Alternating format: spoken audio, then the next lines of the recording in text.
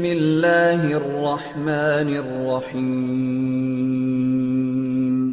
رب زدني علما. So the next thing what we'll do is we'll try to quickly set up the topology. As I already said, we'll be adding the node where we'll try to use the Palo Alto. So if the image is uploaded, you will be able to see this option. But again, as I said, I already have the node. So by default, it runs some a 4 GB RAM, which is something manageable. Anytime you want to make any changes, you can click on edit and you can make the adjustments and you can add the devices to the topology. So if you just check back our topology, we'll be using this topology. So we need 4 routers on 4 sides. We'll add the node. I will see this on the EVNG. So EVNG, the other options, it's similar. We'll use the router. So if you're using the iOS images, that is something fine because they don't use much RAM. Like basic routing, that is good enough, 3725 or any of these iOS images. But you can also use this iOS V images. Now, iOS V is basically the what we can say. This is the version of the iOS V images. The V images, again, they need at least 1 GB RAM for each device. And especially when you're doing routing or switching labs, I recommend you to use this. But here we can simply manage with this because we'll be doing the basic pings, basic test, which is something good enough. So I'm going to use these 4 devices on 4 sides with additional slots not required. We can just change the symbol as per your requirement. I prefer this dark one and click on save.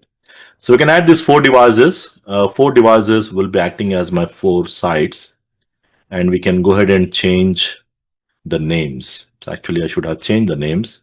So the names we can add it as router 1, or you can say router 1 inside, or router 1 LAN. You can just give whatever the names you want. So in my case, the router 1 LAN will change the names here as well. The router 2 will be for my internet. And then the router 3 will be acting as my DMZ. So we'll change the name as router 3, which is going to be my DMZ. And likewise, the router 4 will change the name, because whenever we are moving between the devices, it's important that we give the names for easy identification. Now, the next thing, we need to make sure that we connect them to the firewall. So we will be using a switch. Now, when you're adding the switch, we can add an iOS switch by the switch module. Like in this, you can use the module. There is a module called 16 switch model. You can add this. That is one option. Or the second option, if you have a good RAM and if you want to do some switching as well in this lab, let's say you want to simulate some kind of production network in the future, you can use this iOS V switch. That is another option. But if you want to just make it simple connections and you don't want to add any resources, I generally go with this network option. This is just like a non-modular switch, or we can say an unmanageable switch. So this is just like a switch, a normal switch. I'll use the symbol. Looks like a switch, so I'll use the symbol. And this is just like a normal bridge which provides the connectivity, and I need 4 on 4 different sides. Okay, so you can see the name. It says switch 1, switch 2, switch 3, switch 4. These are just unmanageable switches. Okay, so with this, we can add multiple devices without any problems. And that's the reason I generally go with this kind of connection. But still, you can directly connect this to this directly. Okay. But as in the future, I might be adding some more routers or other devices or the PCs. So switch will be a good option to connect. Okay. So let's do the connectivity. So the connectivity side, we connect the routers to the switch using this F0x0 interface. And likewise, we do the same thing on all the sides. There's no port required on the switch side because that's just an unmanageable switch. We connect this. That's how we connect. Now, once we do this connection, now the next part is we'll be connecting to the this side. And what I'll do is I'll also add the management network. Okay, the management network also I'll add. So for the management network, I'll be using the iOS V switch. because I'll be connecting some management computers. So I'll use this here in my case. And that is something good enough. So you can say this as a management switch, something like that, some name. And the symbol, you can just use whatever the symbol with at least 8 to 10 interfaces, good enough. Now this is going to be simulating my management network. If you check the topology here, I need to connect the PC. So I'll be using this for management. So for the PCs, there are two options. Either you can connect a virtual machine, the PC. So if you have uploaded the image, you can right click on the node, and here you can select the Windows machine. The Windows machine is basically like the VM machine inside the software. You can use this and you can connect this. This is one option, which is something you can use it, or you can use the local host. So what I can do is I can add this computer. Let me just show you. This is one option. I can connect this to the switch, the port connections, let's say.